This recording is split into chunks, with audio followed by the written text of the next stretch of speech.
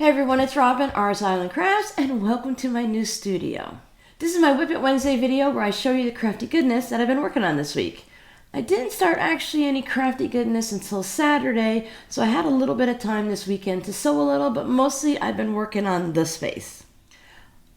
I accidentally bought black bookcases. I do prefer the white ones, but I accidentally bought black ones. I have one tall white one in my closet and two tall black ones out here. I couldn't mix them. I'm tired of taking bookshelves back and getting new ones and ordering them. After picking up the first set of the big ones, they had to go back to the store because they were too tall, and then I got the small ones instead, had to get extra small ones. It was just a whole big rigmarole. I ended up with black. If it bothers me too much, then I can always paint them or put like white contact paper on it or something. Right now it's not too bad. It is showing the little plastic Dollar Tree bins, let the color pop a little bit. I do like white bookcases that just kind of recede and they don't feel like they're looming over you like a big monster. I had originally planned to have this wall empty and have like the little chair or couch there and a little table and all that. I still have room off to the other side, the right of it. You know, if you've ever tried to do this in a mirror or on a video, but over in this section, I do still have room for a small chair, and I have spots for my tables and stuff like that, and a nice little room lamp, because these overhead lights, which are still yellow, I haven't had a chance to get some help to get new light bulbs in there yet.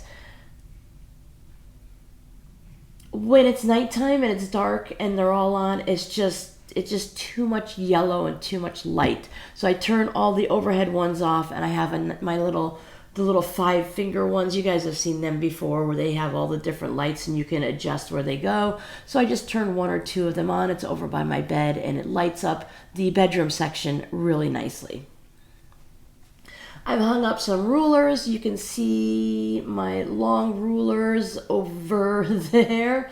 So there's a couple of my long rulers. I have my big square ones, the Stripology ruler and the 20.5-inch square ruler. I put them up on the wall. That keeps them safe. I don't have a space that's big enough to put them like on a bookshelf. I keep my 12.5, 9.5, 6.5 on the bookshelves like this, and I let the red bin right here hold it up so it doesn't slop over and break. So I have easy reach of them, and they're safe where they are.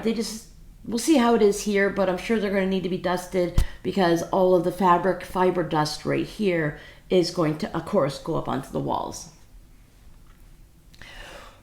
I will be making a video soon about our community quilt, but I think since we have the bookshelves, or I have the bookshelves here now, I was thinking maybe to do 2 panel quilts and hang them on the doors here, because these doors are really just white and bland and boring.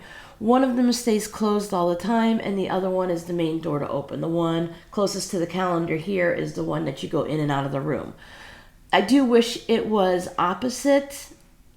I'm not going to mess with it. This is a rental. It can stay like that. But if this was a house that we owned, I would go ahead and swap the 2 doors so that the main door opened towards the bookcases and this one stayed closed.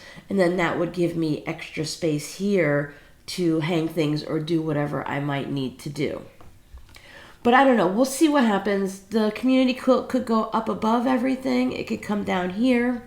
And for those that aren't familiar, we were talking about doing a community quilt where anyone who would like to participate can send in a quilt block.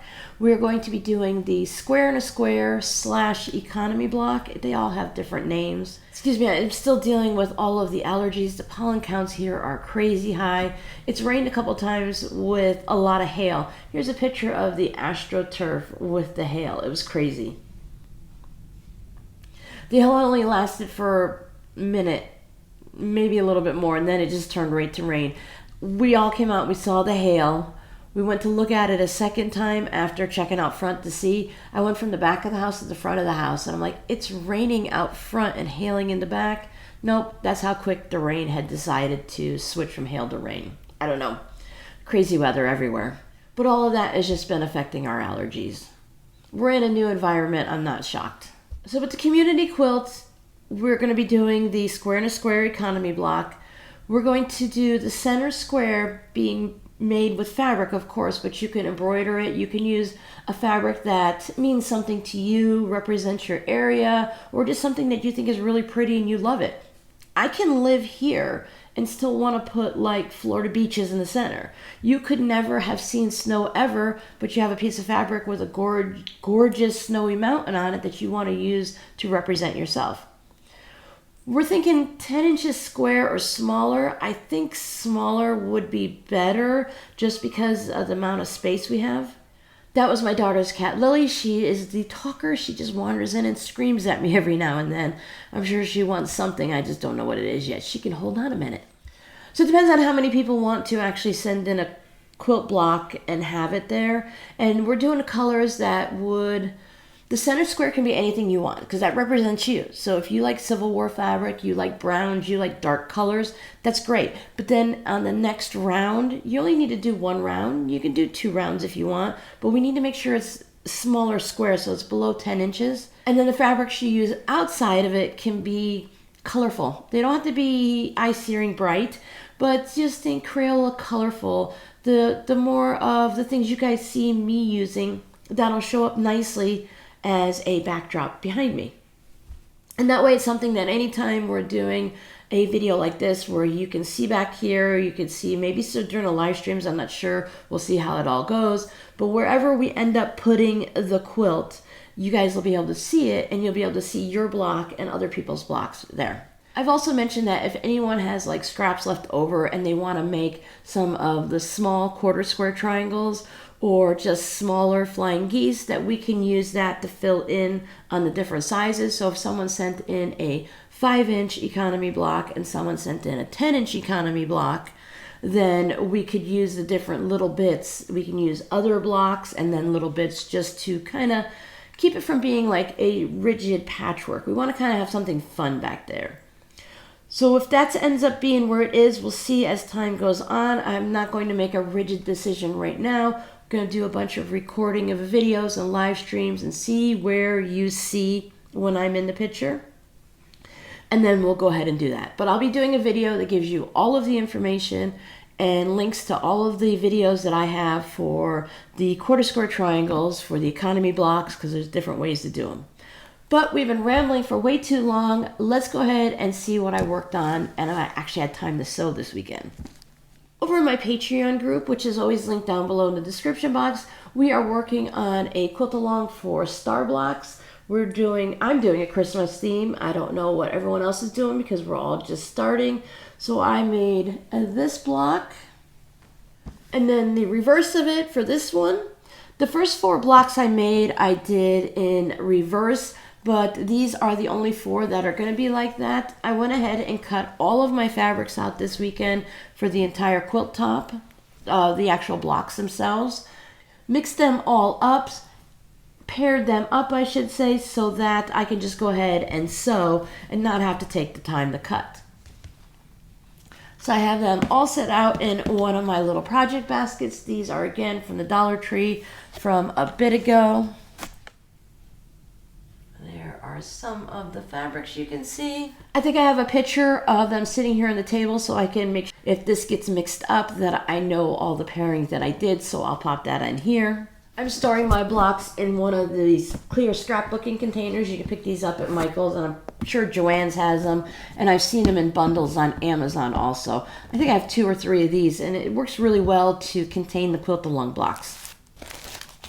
My patrons and I are going to be working on 2 quilt-alongs this year, and we're going to be doing a quilt-along quilt here on YouTube during the live streams once I get all of it set up. So I want to make sure that what we're going to be doing is we're going to be following an old Riley Blake quilt along because they do one every year and they have some really great blocks.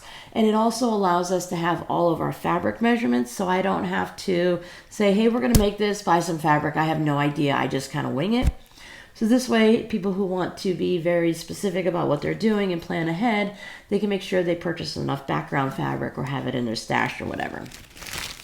So I'm going to need to make sure I have enough storage to do 3 quilt-alongs this year. That's going to be an adventure. This one is really great because it's the same stars over and over. There are so many different fun star blocks out there that you can work on. I also used the corners from the stars, the little bonus cutaways. I am making my quarter square triangles with them, and there might be enough for just a fun little small wall hanging. Now some of these have little extra bits of fabric on it, like this one here.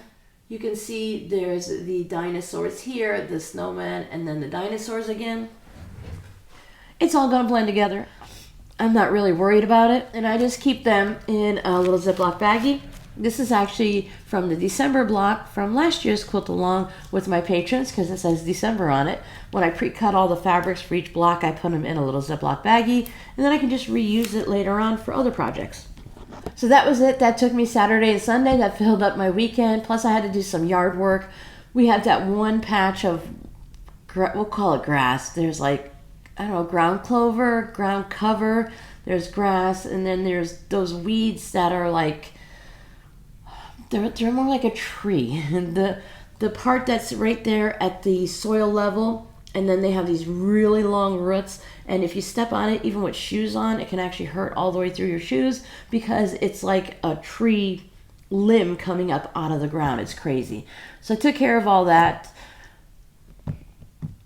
got all that cleaned up, had fun with the weed eater, and then I used the air blower thing that you can blow the grass around and get it all tidied up so it's not in everyone else's yard or out in the road. Cleaned it all up and then just worked on these projects. Then I went back to slowly unpacking things, and I'm just going to be working on this a little by little. What you can't see is there's still all of those boxes, and I did empty out a couple more plastic bins, so I'm getting there. I'm at that stage where I've had enough unpacking and I just don't want to deal with it anymore. But you have to keep unpacking because otherwise you have stuff just sitting in the middle of your room. So I'm ready to spend my days working and doing things that need to be done and have a little fun. And then I'm also going to start sorting through the fabric that is just jammed on the shelves in the closet. Now that I have the bookcases all put together and ready to go, I'll go ahead and start sorting through it, and then I'll spend probably about an hour each day cutting up the scraps into some strips. So I'll start cutting those strips back up again into 2.5-inch scrappy strips, and then they'll be going into the shop once I get a pound or a half a pound of each so that I can list more than just 2 in the shop. So I hope everyone's been having a good month so far. I hope you guys are surviving through daylight savings. It has been really interesting not to change time here in Arizona. Right now I am struggling with scheduling of these videos because I have them scheduled ahead of time and they're supposed to come out 9 a.m. wherever I am. It used to be East Coast and now it's supposed to be Mountain Time. But sometimes it pops up at like 7:45. I don't understand. That's not even 9 a.m., 7 a.m., 8 a.m. I don't know. I have to go back through and figure out what's going on in the back of the programs that I use to get everything scheduled. I say better early than late so that it all works out, right? So thank you guys so much for hanging out with me. And I'll see you guys in the next video. Bye.